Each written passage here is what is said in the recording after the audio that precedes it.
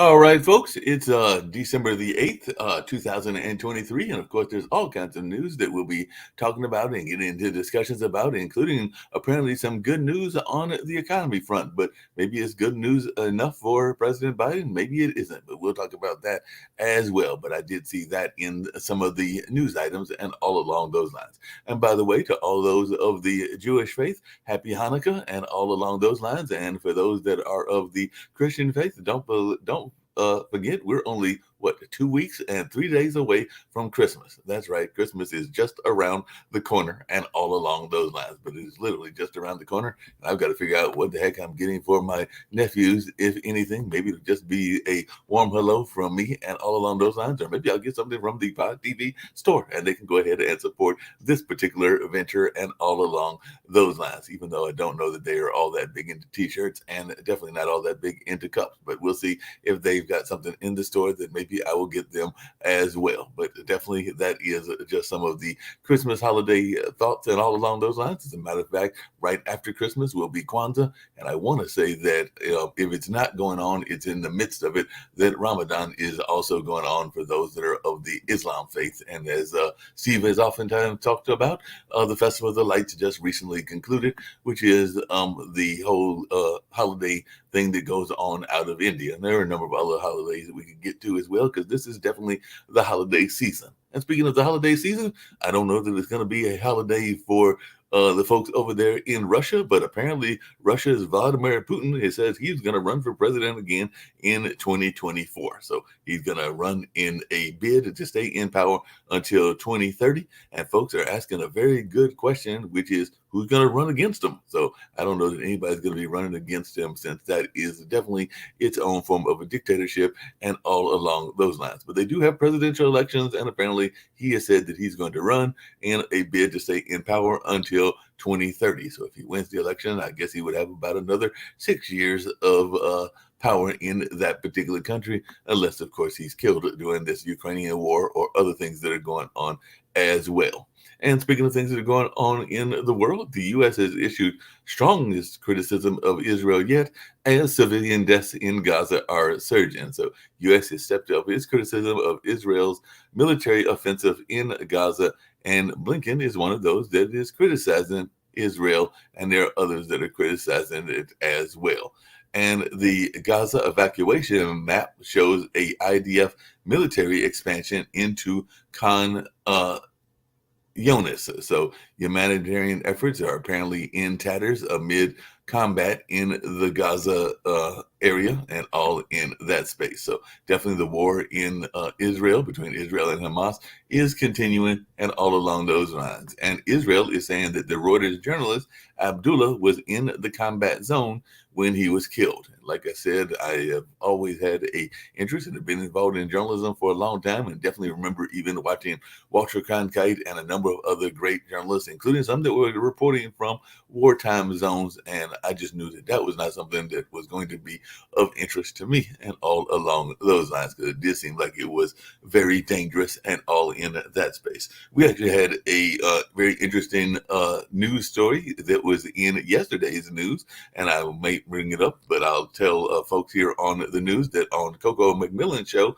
we had a gentleman that is actually been several times, because there are oftentimes opportunities to go there, to Dubai. So definitely one of the guys that has been on that show before, Aaron, who is a saxophone player, Aaron McCoy, said that he will be heading back there in 2024. And when they go on these trips, they have to get briefed on what they are stepping into. And also they are oftentimes, if they are going out, having military escorts and all along those lines. But definitely he is a very religious person. So he is feeling that he will be, as the saying goes in the Christian corners, covered when he goes into that particular area and all along those lines. So he was actually excited about going there, because this is his several times going to Dubai, and he's definitely made some pretty good money there with his band Who's Bad, which is actually a cover band of Michael Jackson. So definitely they apparently have a very deep interest in Michael Jackson music and all along those lines. And the reason he was on the show was because he was promoting his new Christmas album. So like I said, that is a show that airs on Thursday and all along those lines. But he was definitely feeling that it was a worthwhile trip, and he was definitely looking forward to heading into that area on this coming year. I don't think it'll be at the end of the year, but I think it'll be in the early part of 2024. But as Coco said, most people don't come on and just say, hey, we're going to go to Dubai. But he's been there a couple of times and all along those lines. Now, getting back to some other world news, UK Prime Minister Rishi Sunak has urged Tory TBs to back his Rwanda asylum plan. So he is trying to seek to prevent a right-wing revolt with the toughest immigration laws ever. So he is apparently betting the house there in that particular country on Rwanda. And some people are thinking that it might be a good thing, and other people are saying it might not be a great thing as well. And the UN is saying that the Gaza aid program is in tatters, and that definitely that is something else that folks are looking at as well. So residents in southern Gaza are scrambling for safety and basic needs, and the UN Secretary General invoked Article 99 to push for a Gaza ceasefire. And I don't know, maybe other folks that are more adept at world politics might know what Article 99 is and all in that space, and maybe they can tell us about it as well. And Netanyahu has warned Hezbollah after a cross-border attack killed an Israel civilian. So Hezbollah has attacked the Israeli army, and Netanyahu is threatening to turn Beirut into Gaza. So IDF is shooting down suspicious aerial targets from Lebanon, and it definitely looks like Netanyahu is threatening to launch an attack on them as well. And Hamas is claiming that it rebelled Israeli rescue attempts in Gaza and that a hostage was killed. So definitely there's a lot of conversation around the world around what's going on in Israel, but there's still that whole situation about what's going on in Ukraine. And Russia launched a cruise and missile barrage on Ukraine after a long pause, and Ukraine is claiming that a Russian missile killed 1, wounded 8, and damaged the power line. So Ukraine is saying that a Russia drone attack hit an Odessa port. So that is something else that is going on as well. And like I said before, and like even Nick keeps bringing up, Venezuela is threatening to claim an oil-rich region in Guyana. So definitely that is something that is going on in the world. And apparently Venezuela is Russia-backed. So I did not realize that, but apparently they get a lot of their money from the Russian government. So they are doing their stuff around taking over areas as well. And Armenia and Azerbaijan are vowing to normalize relations and exchange POWs in a joint statement. So they are working toward a peace deal, and that is something else that is going on in that part of the world. So like I said, there are a lot of things that are taking place, and definitely we'll get to a number of these things. I did say that before I brought up my esteemed panel, and all along those lines, that there was some good news apparently in the whole notion of what's going on in the world economically, because I had seen a report about how there was some job rates that were actually, I think they said the unemployment was down to around 3.7%, and that a whole bunch of jobs had been created and all along those lines. So that is some good news for folks that are wondering about the economy. And like I said, that could be something that could be beneficial to the current president, or maybe that won't be, depending on what goes on. But the U.S. payroll has risen to 199,000 in November, and the unemployment rate has fallen to 3.7%. So that is something that is going on in the news as well. Of course, Mr. Biden might not be too happy about what's happened with family members, because apparently Hunter Biden has been hit with federal charges for evading taxes. So he's been hit with 9 tax-related charges, including 3 felony counts. So he is facing new indictments in California. So Donald Trump's got his issues, Hunter Biden's got his issues, and there are a number of other politicians that might have their issues as well. So the gunman who killed three UNLV faculty members apparently wanted a college job. So that's part of the conversation as well. And apparently he had a list of targets and plenty of ammunition, according to the police in that area. And mental health professionals are talking about coping and healing after that UNLV tragedy, and UNLV students got the alert to run, hide, fight during active shooting. So that is something else that is going on as well. So definitely it looks like there's a number of things in that way. And speaking of which, it looks like the Oxford school shooter is to be sentenced on this particular day on Friday. So Michigan school shooter Ethan Crumbley is to be sentenced. And definitely that is something that a lot of folks in that area will be waiting anxiously to see what the sentence will be, and all along those lines.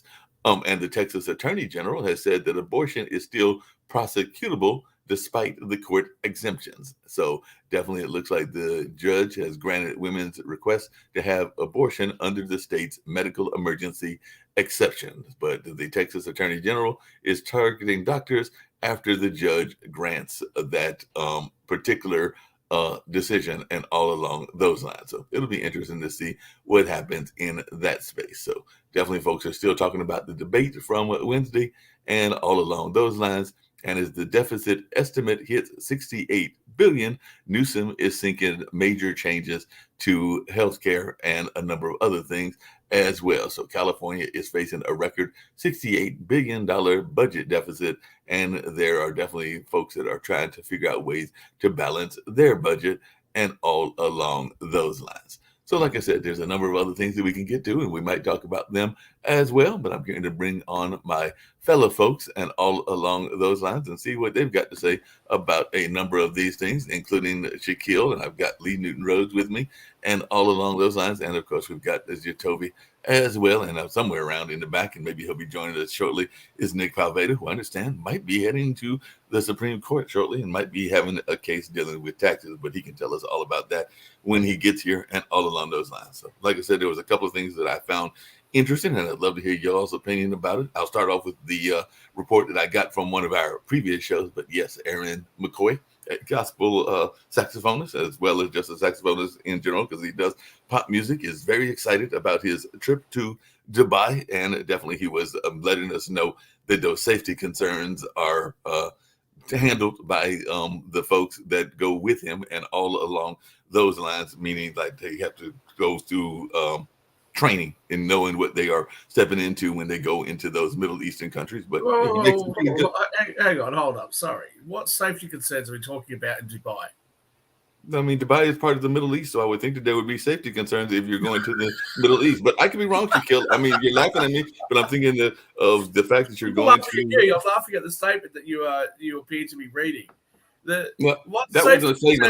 That was my opinion based on the question that I asked him, because I asked him, and he was when I was on the show yesterday, I asked him the question about safety, and he thought it was a legitimate question. He had actually said that some of his friends are concerned about him going, and so he did not take homage to me asking the question, because Mark, is it safety because they have different laws than we do, or safety because of terrorism?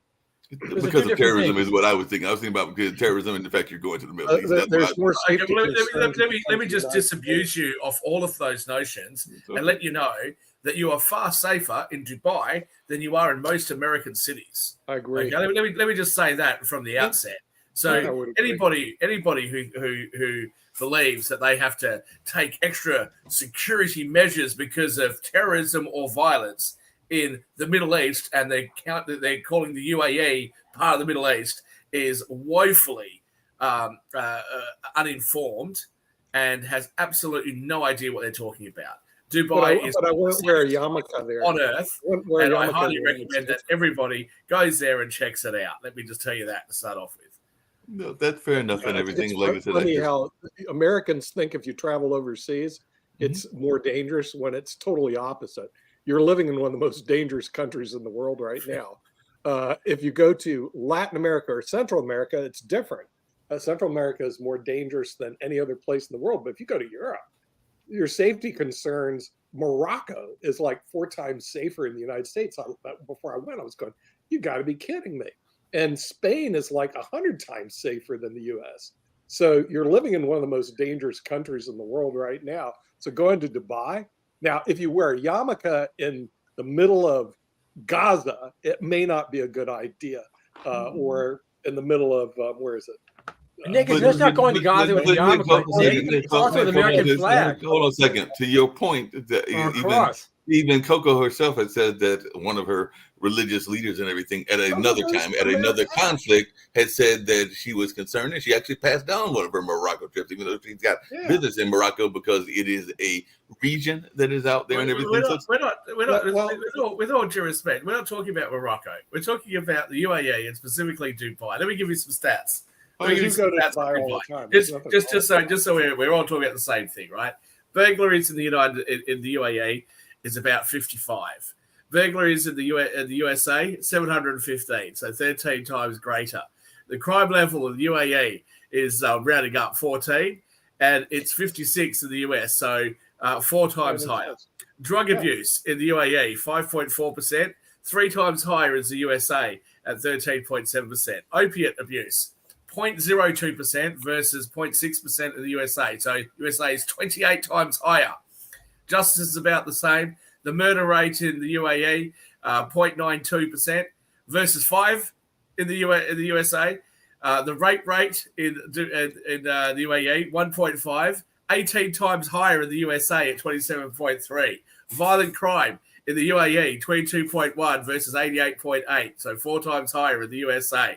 And that was gun crime. Violent crime such as less than intentional homicide, the USA is 5 times more likely for that to occur. Here we go. This one. Violent crime, including the murder rate, 39 in the UAE, 12,996 in the USA, 333 times more likely. Right. Point taken, Shaquille. But like I said, I was surprised, and we'll get to some of the other news issues as well, including gun violence and everything. But I was surprised at some of those statistics, and like I said, Aaron is glad to be going there and everything. But violent crimes greater than rape, 72 the UAE, 84,767 in the USA, 1,177 times more. So let me tell you, wherever you're coming from in the USA, if you have any concerns about your safety and security in Dubai, you are woefully misinformed. Let me just say that. I appreciate that. Hey, Jacoby, did you have a thought around this and everything? We'll get to some other issues as well. But I was actually surprised that apparently they have apparently there's a big push in Dubai for Michael Jackson music. Because like I said, Who's Bad is a Michael Jackson cover band is basically what it amounts to, or a tribute band, but they get regular gigs in Dubai. So apparently Dubai loves their Michael Jackson. But any thoughts, Jacoby, you had and everything? I mean, I don't have any issue with somebody having safety concerns about traveling anywhere. I mean, yes, we understand that the U.S. is one of the most dangerous in terms of all the statistics that you pointed out, but also that doesn't mean that if you travel anywhere, being an American citizen kind of puts this protection bubble around you or traveling anywhere. For example, I mean, they put out travel advisories to different areas to warn people, especially the U.S. citizens, about going to different places. For example, the UAE, it could be safe once you get there. I mean, and I've never been to the UAE. And I would love to go to the UAE. I want to travel to many different places, even Saudi Arabia, which actually has an advisory warning from the U.S. in terms of being aware. So telling people that, just don't worry about things when you go elsewhere, I don't agree with that. I think it's okay to be concerned and have concerns traveling anywhere. For example, Venezuela has just popped up because of what's going on with Guyana. So it's okay to have where is the comparison? Where is the comparison? Yes, we do live in a very and there, Shaq, let me finish this point and then you can talk. It's okay to have concerns, and telling people not to worry about anything and be just just go out there and be anything. I disagree with that. I just think it's just being aware. It's okay to be aware. And that's what I think the gentleman was trying to do. Firstly, that the change of the goalposts from Dubai to the UAE is ridiculous. Secondly, I didn't suggest that you should just, throw caution to the wind and pay no concern for your personal security and safety. But the idea that the UAE, which is what was not just implied, but was directly said, that the UAE is somehow, a very dangerous place because it's part of the Middle East, is absolutely absurd. And I'm glad that you've qualified your statements by saying you've never been there. And just along those same lines. And just to point out real quick, you started your comment saying, I didn't say the UAE, I was talking about Dubai. And then you went back to qualify your statement with UAE. So just to point out, you're an idiot. This is what you're going to pull me up. Shaq, I let you finish. You're an absolute finish. You're not going to overtalk me. You're not going to do this today. This is Friday. Let's have fun day. So let's have fun. Dubai, Shaq, Dubai and the UAE are all surrounded by different areas that do actually have warnings around them. So just to ignore the fact, Jack, we're not doing this. I didn't laugh over top of you. I didn't do all this craziness. Let's finish. Put yourself on mute if you cannot hold yourself or contain yourself. Maybe you should put your brain on mute if you can't contain yourself. Absolutely. Put yourself on mute if you can't contain yourself. Hey, to Toby and Shaquille, we're gonna get to some other things, and I'm gonna get to that right now. But just to be very clear, Shaquille, just to be hold on a second, just to be very clear, the gentleman that I asked the question to, hold on a second, and then tells the UAE hold on a second, we're moving on. Contain yourself. No, Shaquille and Toby, hold on. Both of you, just to be clear, the gentleman that I asked the question to appreciated the question because, like I said, Coco didn't even have it on her radar and everything in terms of the question. So he did appreciate the question because he even told me that at the end and everything because of people being concerned when people go into a region. And I do understand that UAE is the safest area of that region, just like there are other parts of that region that are incredibly safe as well and everything. So he did, including I think Algeria and Morocco, who was mentioned earlier and everything, but he did appreciate the question being asked and all along those lines. But moving on, one of the other things, and maybe we'll get to gun control in a minute, but one of the other things that I found surprising as I was looking up news items and everything today, because we oftentimes hear this notion in politics that the economy is in shambles. I mean, every time you talk to politicians, they're saying, I think there was a famous candidate said the economy is stupid and all along those lines and everything. But we're getting, and I've been seeing these reports for a while, and you are an economist, Shaquille. There are others on this show that are involved in economy and everything. And when I see numbers that are talking about the job creation and the fact that the unemployment rate is down to 3.7%, it seems to me that would be good news for the incumbent, but apparently it's not because he's behind in a lot of the polls and everything. So where are we talking about a disconnect and everything? Why are we seeing this disconnect when apparently the numbers are reflecting that the economy is good in the U.S., but people are apparently frustrated at Mr. Mark, Biden? where are we getting the numbers from? We're getting the numbers from the government, okay? But if you go to the grocery store, you look at prices are going very, very high. People can't afford things. And if you read the newspapers, there's layoffs all over the place. How is unemployment so low? I don't get it. It's like they say, it's not important how many people vote. It's who counts the votes. The government's giving us these numbers. Does that make sense? If I'm going to say things correctly, the UAE is a dangerous place, and the unemployment rate is at record lows, and the economy in the United States is just doing brilliantly. It's just those stupid voters that just can't see how good America is doing right now under the current administration. Is that basically the gist of what I'm hearing? No, I'm just asking the question I was asking is about statistics, and I'm trying to figure out. You need two hands, a two-hand rule. I'm asking the question because, and I hear what you're saying, Lee, because there are things that are underreported, because that's even one of the other things I've heard about as well. As a matter of fact, I wish Kim was here because Kim has brought up the fact that some of the people that are like they just gave up and that they aren't counted on the records because in the meetings that we've had off, they're not the workforce. So they just take the numbers up and everything. That some of these people have basically they're not listed because they have basically given up and they're like not even listed into these unemployment statistics and everything. How convenient. Yeah, but remember, that's only one metric, unemployment. There's another metric which Lee brought out, inflation, which is still unfortunately with us. And there's another metric. It's called a false economy that isn't brought up, that the Biden administration continues to engage in, which is basically inflating the economy by increasing the national debt and putting more money on the credit card. And as people become more aware of our $34 trillion debt and our soon to be number one budget item, interest on the debt, which is what I think David Walker says, you don't get anything for paying interest on a debt. You get nothing for it. The reason the economy is up is he's spending money like a drunken sailor, and he's charging it to your children and your grandchildren. Oh, come on, Nick, that's not fair to drunken sailors. They're more responsible. Drunken sailors might even be more responsible.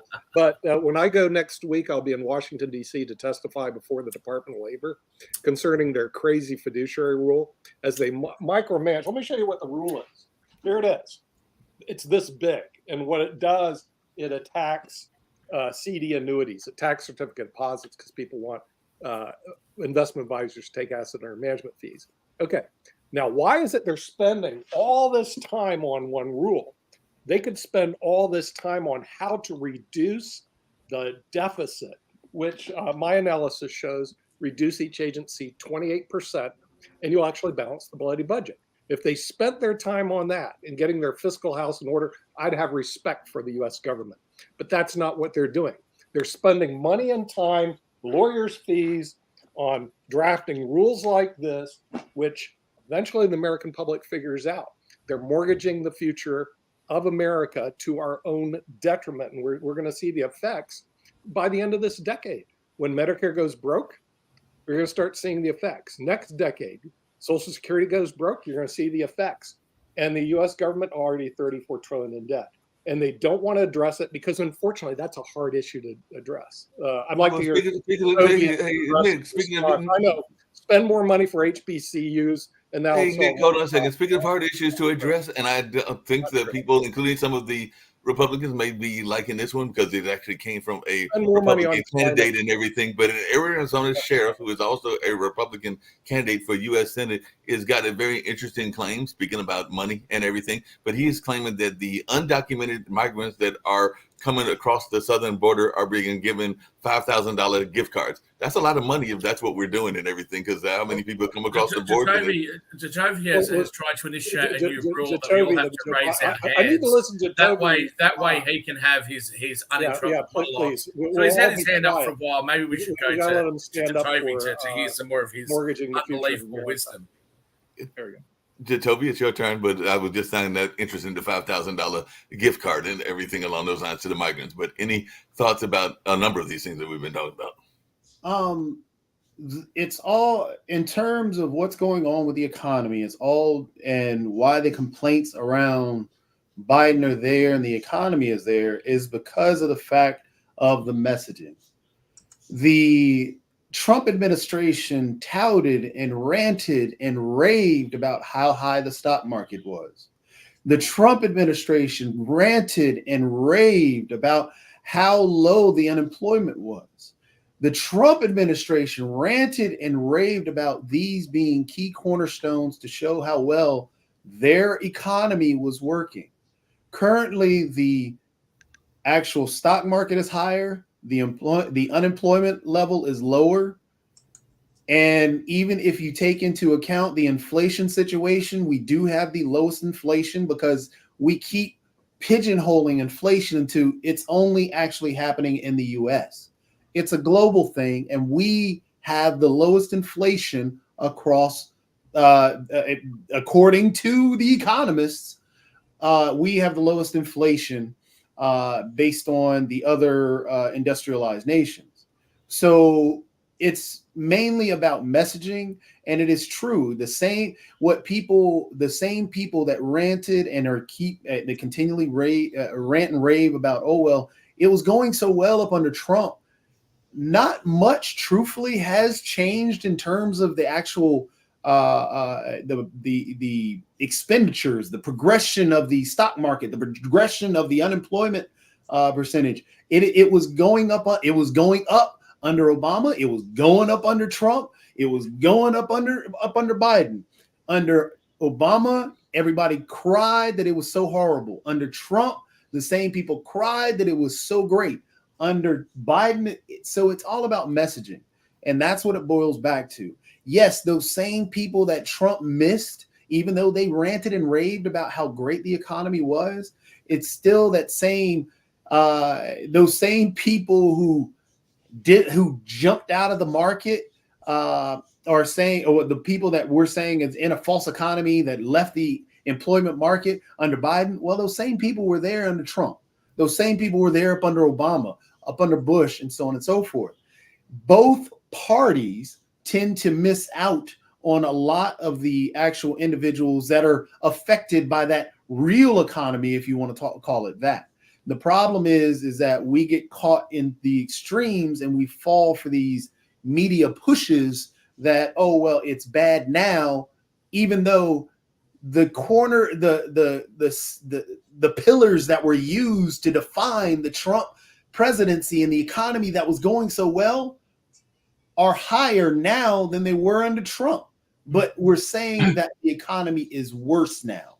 So there's a problem. It's just a media thing, and we fall trapped. Just really quickly and everything, because I want to come back to something that actually Shaquille might find interesting. It's actually being pushed by the Democrats, because I know that it's something that he's been involved in. But apparently, and I just found this out, there's new legislation proposed to take Wall Street out of the housing market, and apparently it involves hedge funds. So Democrats in Congress have introduced a bill. Gotta love those bills, kind of like what Nick was talking about, in both houses of Congress on earlier this week, to ban hedge funds from buying and owning single-family homes in the United States. The bill would require hedge funds defined as corporations, partnerships, or real estate investment trusts that manage funds pooled from investors to sell off all the single-family homes they have owned over a 10-year period, and eventually prohibit such companies from owning any single-family homes at all during the decade-long. Well, that's perfectly fair enough and reasonable. Obviously, your government goes out of its way to try to hurt Americans, and so if they would like to hurt Americans even further, this is the way that they can do it. Jatovi's brought up some reasonable points. Jatovi's brought up some reasonable points about the difference between messaging with Trump and Biden. But it's very interesting that the criticism of Trump was that the stock market is not a reflection of the economy just because the stock market's going up. Just because the unemployment rate's really low under Trump doesn't mean everything's really good. AOC said that's because everyone's got 2 jobs. Not that that makes any sense. So, play by your own rules is what I would say there, if that's the position that you're going to have.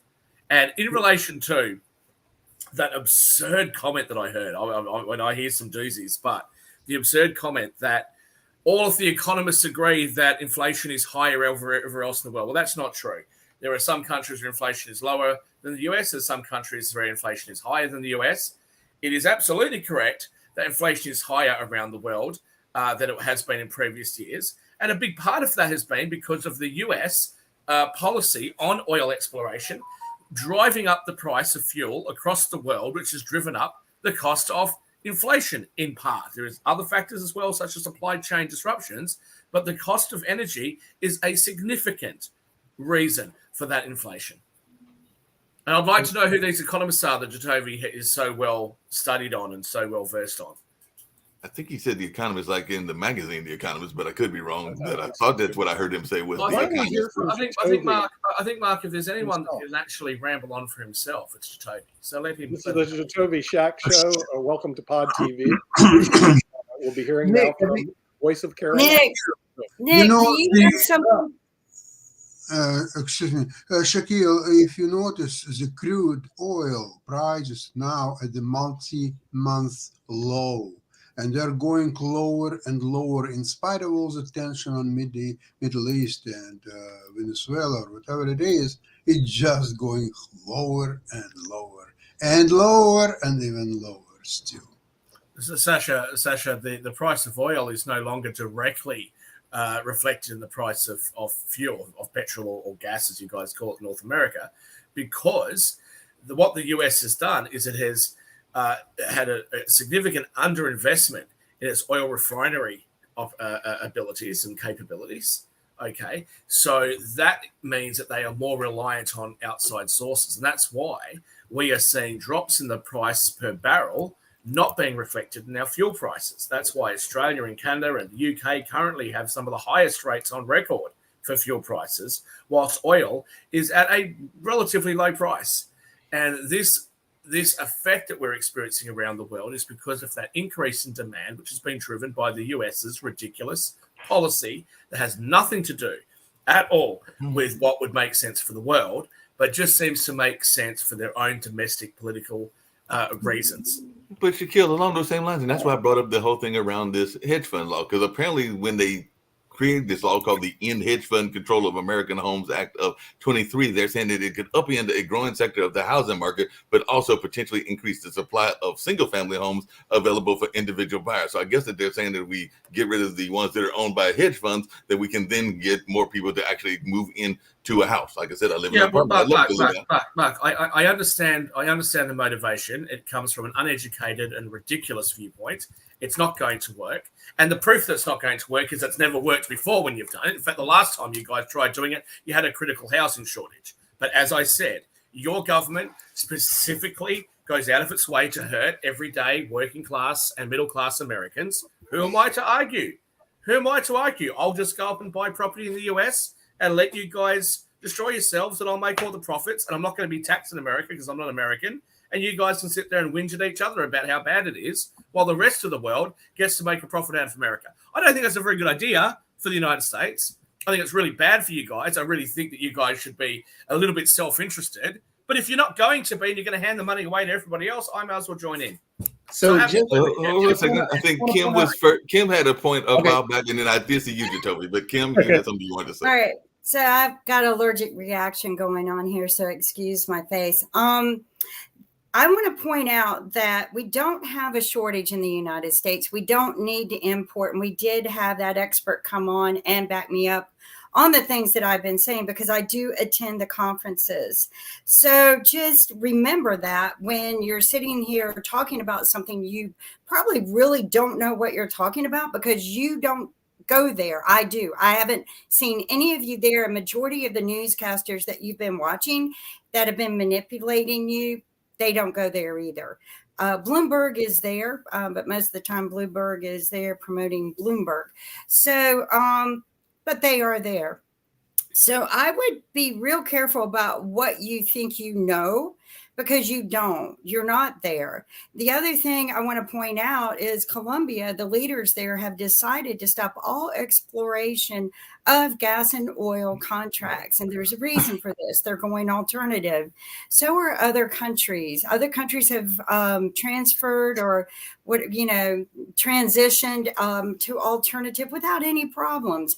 And they're very green and they're doing really well. Greenland being one of them. So, really take a look at the other countries and what they're doing.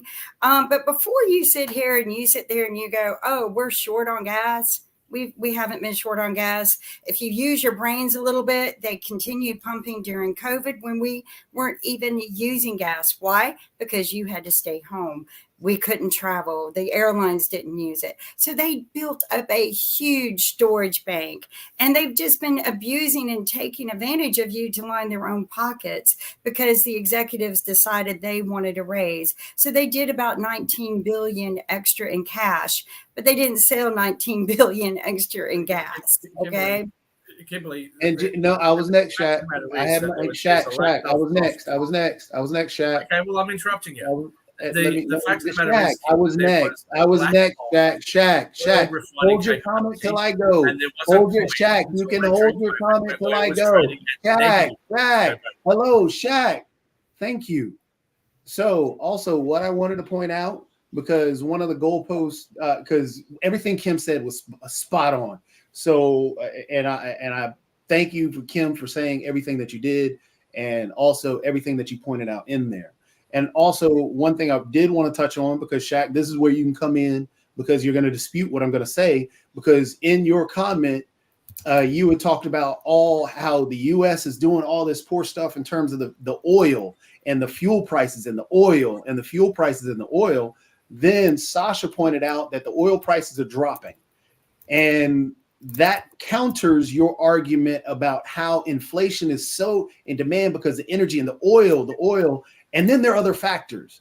And when you add that in, I just wanted to point that out, that there are multiple factors involved with inflation globally. The oil thing really isn't something to hang the hat on in terms of being the end all be all, which you tried to make it out to seem. And that's when Sasha pushed back on that to talk about the oil dropping. But inflation, as you pointed out, yes, inflation globally is high. And as I pointed out, in the G20, we have the lowest inflation, which are the countries that we kind of point out to. And you wanted to say other countries to kind of broaden it out, which I can understand. Just to point out, inflation is a global problem, and we have lower inflation due to a lot of the policies that are going on. And again, these are the things that we have, that the messaging is part of the problem, which is what Kim pointed out in terms of how people are running away with are giving you this message that really don't have the clue, but they're telling you what you want to hear while they're robbing you blind. So it's all about messaging and manipulating your minds. Can I respond now, Toby, or did you want to have to believe it's Biden's fault and it's not?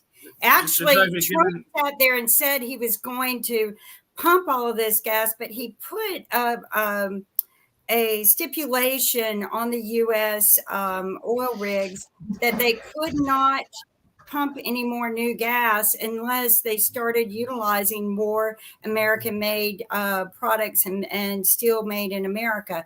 So he put a stipulation on them where they couldn't do it anyway.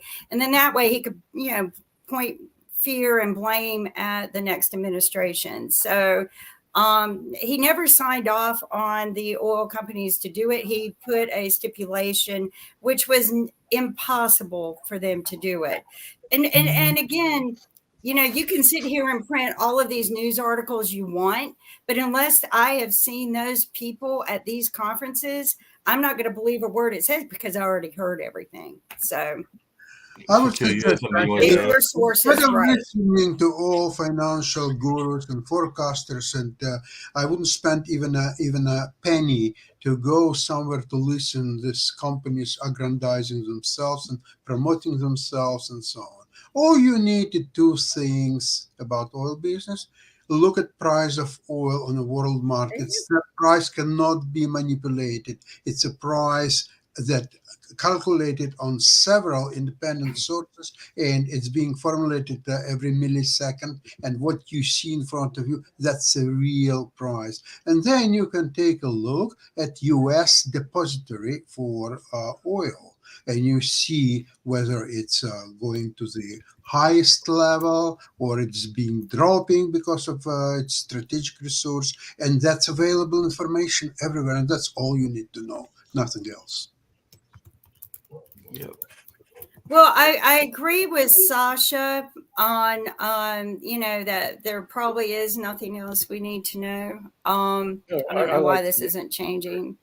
No, Hello? Shaquille, you had something you wanted to say or to counter? Oh, no, I wouldn't do I that. agree with Sasha, With the exception we were just you talking do about, I'll need get to criticised know for why. not allowing the flow of conversation to happen. So Jatovi has quoted all sorts of statistics, and he's such a great economist. So everybody listen to Jatovi because his sources come from like Google. Let's and make Wikipedia. this about the actual topic and not about me and your personal grudge. Oh, I know you have the absolutely. pineapple flower shirt on, so let's stay happy on That's this fun right, Friday. because it's the last Friday of this decade of my Pineapple life, Express. right? So I'm Yeah. very happy with So myself let's right have now. fun this And I'm Friday. also- Don't make it and about I'm also me. Let's quite talk about the pleased. topic. Are you talking over me again, Jatovi? Oh, gee. All right, let's go back to Jatovi. I'll just be quiet because I know I can't speak with Jatovi speaking. But Jatovi No, can speak Shaquille, over me. you said Shaquille, you have Shaquille. Hold on a second, Shaquille. It It was actually Kim that brought up the issue, and you said you have some economy. You have economy background, but Kim brought up a whole bunch of things around the Zero Week and all along those lines. So I'm giving you. I know that you have economy background as well. I made a very quick comment, which neither Kim nor Jatovi has countered in any way, shape, or form, which is that the price of oil going up, the price of fuel going up has a lot to do with the lack of oil refining capability, not the lack of oil. And the comment that oil continued to pump during COVID is absolutely correct. That's why we saw oil price fall to very low prices. We also saw the oil coming out of the pipelines was at one point being sold for minus $40 a barrel. You were getting paid to take it away. So this is not just an issue about oil. It has a lot to do with green energy and climate change, regulations and legislation that prevents oil from being properly refined. It prevents oil-based products from being produced, which causes there to be an extra reliance and an extra demand on foreign refineries. Hence the reason why you are seeing global prices increase. Hence the reason why you are seeing places in Canada get upset when their oil, like especially in Alberta, where their oil has got a lack of demand, despite the fact that prices in Canada have increased to some of the highest rates on record when it comes to fuel. But that's okay, guys, because I don't know what I'm talking about. It's not like I've been to the Middle East 7 times this year. It's not like I would have gone to any oil conferences. So let's just defer to Jatovy, who knows everything. I would like to mention something interesting. Are you aware that at any given day, there are several tankers, like 200,000 tons and sometimes more?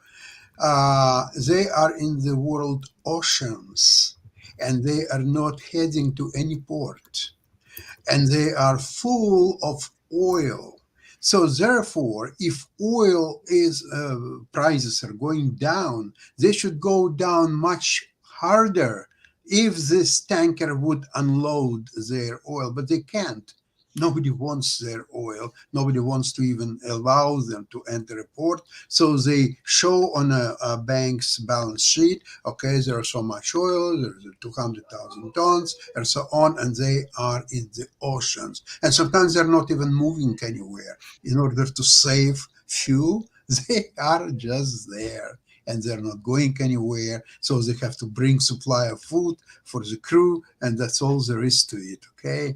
So this is something to do. Now, overall, about commodity prices, which oil is one of them, it's impossible to manipulate the world prices for commodities unless it's done forcefully in a very short period of time, and then they will come back to their basis. That, if you remember, Hunt brothers, when they were trying to corner silver market back in the 70s, I believe. No, 80s, early 80s, yeah. That's what happened. Somebody can manipulate or try to manipulate maybe gold prices, maybe oil prices or something else. It's not going to work, maybe for a very short period of time. I'm talking about a few days maximum. Hey, Sasha, along those same lines, and this is for everybody, and it even comes back to something that Nick said earlier, Kim said earlier, and all along those lines. As I recall, and y'all know I have this journalism background and everything, I remember during the days of, and I'll just date myself, Walter Cronkite and a number of other people that were in the media, this whole notion of giving the American public an idea of what was going on in the oil market, in a lot of the other markets, was actually part of the news coverage. Because I literally remember hearing reports in the 70s and the 80s where they would talk about oil and they would talk about gas. They would talk about the gas prices. They would even talk about some of these other things that we are talking about on this network. But I don't hear enough of our current media talking about it. I mean, a lot of times it's focused on gun violence and, of course, those significant wars, and they are very significant, that are going on in the world. So am I correct, or am I just maybe glamorizing the way I remember the media of the day? But is this a issue that used to be reported that isn't being reported in the way that it used to be? Nick or Kim, any thoughts on that? Because I think that it used to be better reported in the olden days of the golden ages of TV news.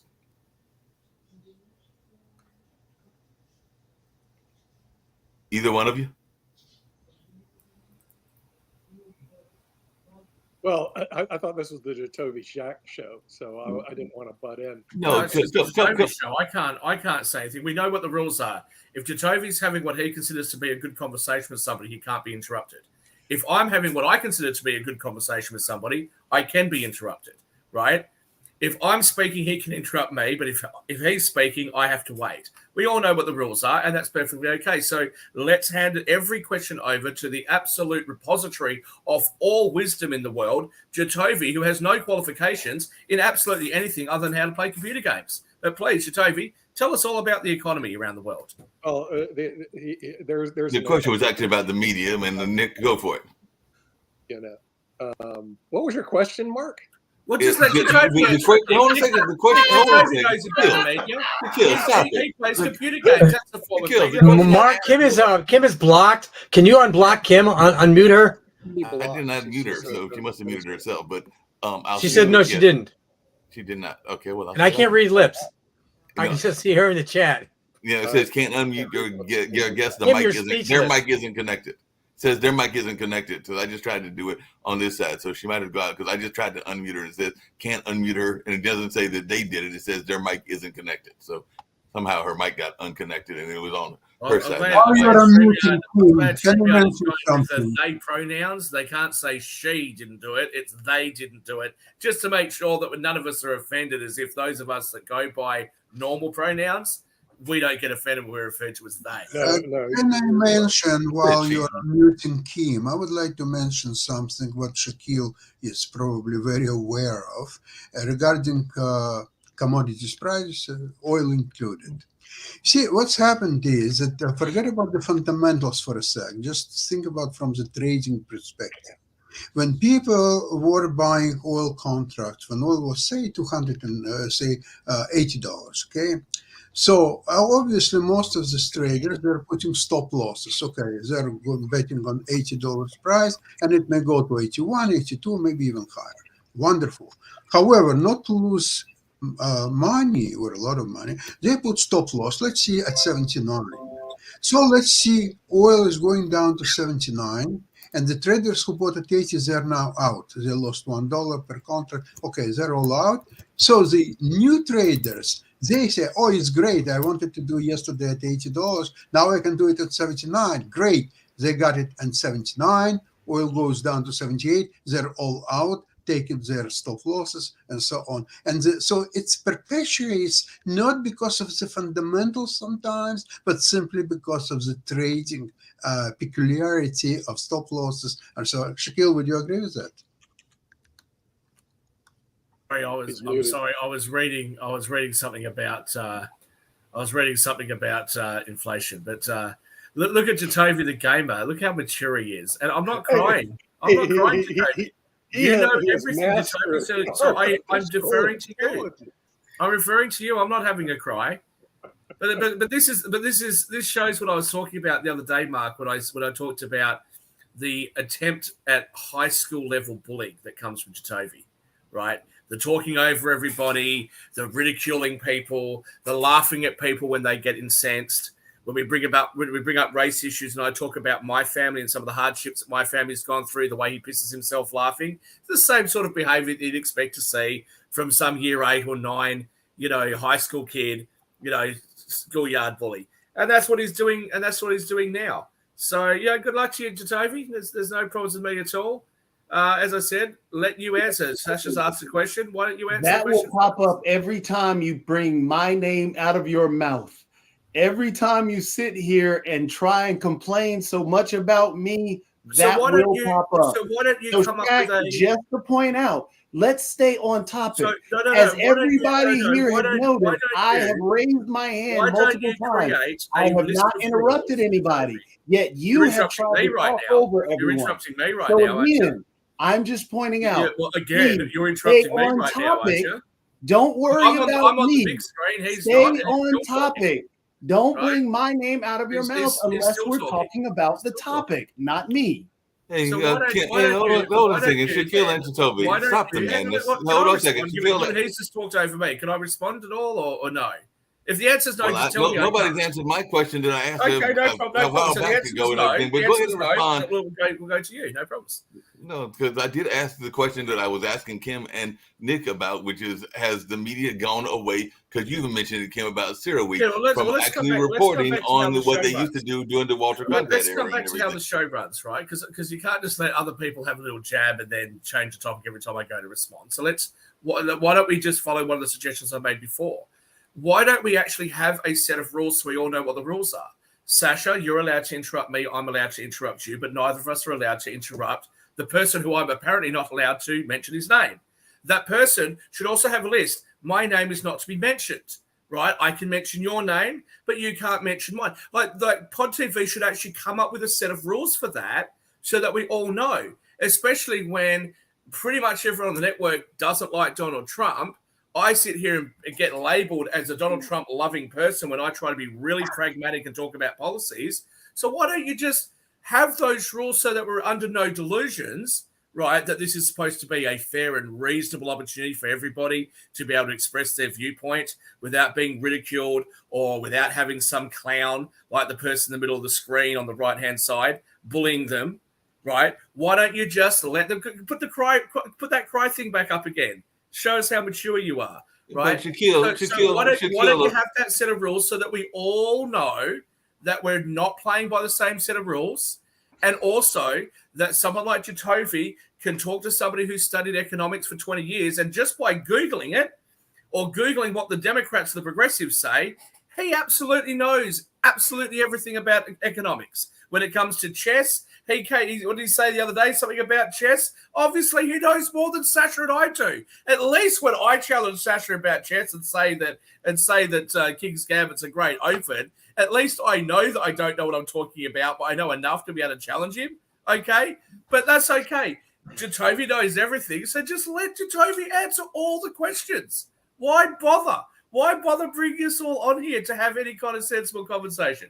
And at that, it's the last Friday of my 3rd decade of life, and I'm going to go because I can't be bothered losing more brain cells by listening to Jacoby's wisdom. See you guys. Well, take it easy, Shaquille. But along those same lines, and I'm just going to bring up a point that actually when I did my hold opening and then started the questions and everything along those lines, whether it was a legitimate point or a non-legitimate point, I don't think it was Jacoby that was chuckling at me. I think it was Shaquille that was chuckling at me, and all along those lines. So definitely they have to have fair rules across the board and everything. But I'm going to come back to Kim and all along those lines. Right. Yeah, okay. So it's me again. Okay. Yeah, Mark Kim is still there. Can we talk about fair rules for a second? I'm the one that chuckles too much. I'm the one that is immature. I'm the one that doesn't know what he's talking about very much. So again, Mark, I apologize. Jacoby, back to you, buddy. In fact, you know what? There's an issue going on in Fiji right now between the Gurmit Indians and the Fijians. Can you weigh in and tell us all about that? You know what? I'll give you another one. Before we do that, I want to. There's a new actress that's gone through. Time out. The boss has spoken. Same page. Tell us all about that, please. I want to say one thing, please. The boss has spoken. Yes. Yeah, I just want to say one thing that is just really important and dear to my heart right now. I don't know if Nick told you guys because I missed the first part of the show, but he's going to go speak before the labor board next week. And we should just be very honored and proud that someone from our TV network is actually taking the time to go do something so important and so valuable for our country. Nick really cares about what happens to us. The way I met him was at a hackers conference at PBS. But he was so different from everyone else. Everyone else was, I want to write a game for this, or I want to do music for this, or I want, it was all about fun and games. And he said, I want to influence financial literacy, and I want to find a way to do it. He sold me right there. I went on his team, and everything we've ever done has truly. We've tried to do that. We've tried to bring people on board to an interview to influence why it's so important to learn more about your finances and to become sustainable, because that gap between poverty and sustainability is so huge, and it's getting bigger by the day, not better. And it's getting worse because of, student loans, because the economy, because gas prices have gone up, and the gas prices went up, and the execs should be made to pay it back. They should be penalized, but we don't regulate gas, which is a utility in my mind. They regulate every utility out here, but they don't regulate what feeds the utility companies, which is gas. And those guys just get richer by the second. They got stupid rich during COVID because they got PP loans that they didn't have to pay employees with.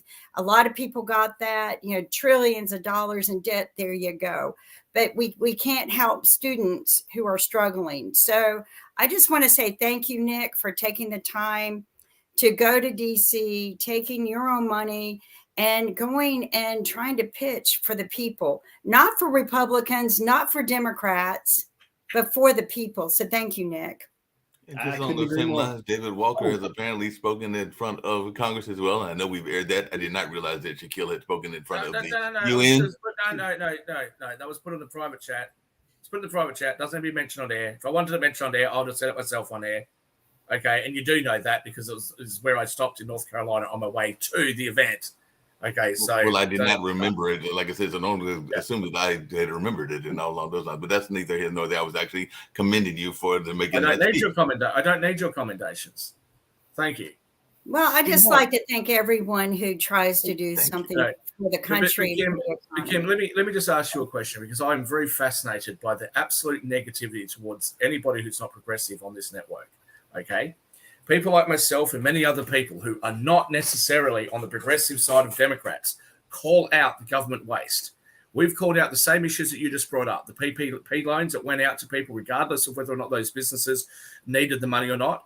We talked about the handouts going out to people in the US regardless of whether or not people needed them. There was no means testing for them.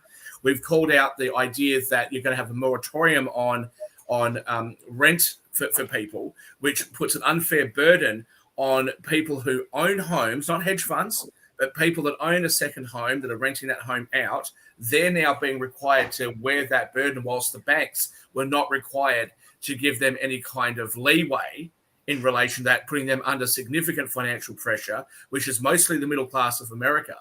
Okay. And every time I've brought up any of those issues, certain progressives on this network have attacked me and attack small business owners and attack the middle class for somehow being the conservative right. You can't have it both ways. The issues that you've brought up are absolutely valid. And the real problem is that because of big government rules on both Democrats and Republican sides of the aisle in your country, Labor and Liberal in my country, Tories and Labor in the UK, and I can name parties all over the world. The problem is that these politicians are putting in place laws that benefit themselves or that will benefit them because they know what to invest in as a result of the laws that they're going to vote on, and everybody else gets a worse result.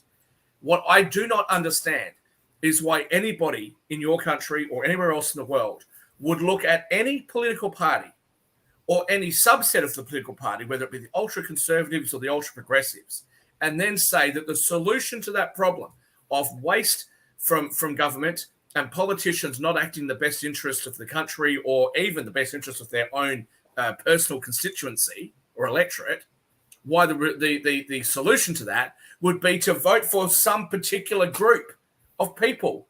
Because all of these groups, including the one that I most readily identify, the libertarians, all of these groups act in their own self-interest. Libertarianism makes sense with someone like myself because I'm a small business owner and I represent small businesses. So I want government out of the way. But if government is out of the way, it allows me and small businesses to be able to prosper at the expense of other groups such as those people who rely on unions, who right now are doing the right thing by trying to increase wages because inflation's gone up. That's perfectly reasonable for the unions to do that. The unions then get blamed for causing inflation. It's not true. They're reacting to inflation. That's a lag. But I benefit from that. So, of course, everybody has to recognize that their own political position is somehow furthered by a particular group. But why you would think that voting for one particular group or only adhering to one particular political ideology is somehow the solution to that issue, I think is just one-eyed. I think it is just blind to the facts and blind to the reality that all politicians on all sides of the political aisle and ever in between are going to act in their own best interests and not in yours. And the only way, in my opinion, that can be reined in is for us to limit the ability and the power of the government to do these sorts of things in the first place. Having said all of that, Jatovia, I'll let you have the last word because I'm sure that your amazing wisdom will be... Well, we need to wrap too, so hurry up, Jatovia, and then we got to wrap. I mean, the only thing that I've stated repeatedly is that no party has every single answer. And we've gotten so far away from the whole idea of being able to work together or compromise. Compromise has become a negative word. Hence the reason why I even talked yesterday, I think it was, and pointed out that the thing that I agree with no labels is that I wish that when people went to vote, one, the straight party vote ticket I'm against. super majorities, I'm against. It should be that we're voting on policy and things that we can read about and understand more so than, hey, that person has a letter by their name that I like that letter. And that's where we are now. And the two parties completely right now are not alike in the US, because you can see where one party's platform is all about vengeance and all this and the other thing. It's all about that. And it's the all other about party, vengeance. exactly. And the other party Every right time now, I hear Trump speak, it scares me because he says, when I get into office, we're going to make them pay. I mean, I have this on his speech over and over and over, and it's sickening. It disturbs me as a citizen of the United States who might not care for him as a president. It sickens me to hear someone say, and we're going to make them pay. Who? Me? Yep. You know, me, hardworking me, who has helped many kids go to college, who has helped support many women who have become victims of domestic violence. Me, who works my ass off. You're going to make me pay? Well, screw you, Trump. I don't want you in office. And that's why, you know, I wish we would get back to. I want Kevin McCarthy instead of Trump. I mean, don't get me wrong. I was never into, you know, Bush's policies or Colin Powell's policies, but you could talk to Colin Powell. You could talk to actually the Republicans up under Bush 1, Bush Senior, and Bush Son. But at this moment in time, and it's the same thing a lot, there are Democrats that are there that are very, very hardened in their lines and will not move. But again, it's not equal on both sides. Because they're all right now, the leaders of the Republican Party, you have Johnson, who's an extremist. You have MTG, who's an extremist. You have Boebert, who's an extremist. These are people that are Jim Jordan should be in jail. Matt Gaetz should be in jail. Matt Gaetz. Trump should be in jail. Yeah, but the thing is, that's being overlooked because he's able to get out the voting block. If I did what Trump did, I'd be in jail. Yeah, can I just make sure that I've understood everything here? Let me finish this. Let me make sure that I've understood the point that you guys made. Let me finish this real quick. Yeah, okay, here we go. I'll give you 5 minutes. The end all be all, my point is that no party has all the answers. We need to get back to compromise. We need to take away focus heavily on just that letter. So, Shaq, I agree with you on the fact that it should be about policies, because libertarians have some policies that I can even agree with. Republicans have some policies that I can even agree with. It should be the fact that we should get together and compromise and come up with a solution for everybody and for the greater good. So that's my whole point, is that we should work together and take away the letter and focus on the policies themselves. You are incapable of working together with anybody, Jacoby, and the people like you. Jack, if this is what you came back to do. Oh, sorry, did you ask me? You asked me to let me finish? Okay, that's cool. You started off with, you're incapable of doing I apologize. Mark, I apologize. I forgot the rules. I forgot he's allowed to do it. I'm not. I forgot. All right, see ya. The fact that his first comment is that, hey, you're let's not make it personal. Let's make it about. I even said that I agree with him. So therefore, it's something about being triggered about me. Again, why don't you set the rules? Why don't you set the rules? Why, Mark? Why don't you create an email tomorrow? Send it out to all the guests. What is your issue with what I said? I even said I agree with you. Allowed to say his name. What is your when you make a comment, you do something a certain way. Can you dispute what I said? There he goes again, interrupting me. There he goes again, interrupting me. Why don't you send out an email, Mark, and let everyone know what the rules are? Don't make it let everyone know. I'm not asking for it. I'm not asking you to change the rules. Just let everybody know what the rules are. Jacoby can do it. Nobody else can. Why don't you just set that? I'm not crying, Jacoby. I'm not crying. Like I said, we're going to end this show right now. Look at how ridiculous that is. Because you made it personal. What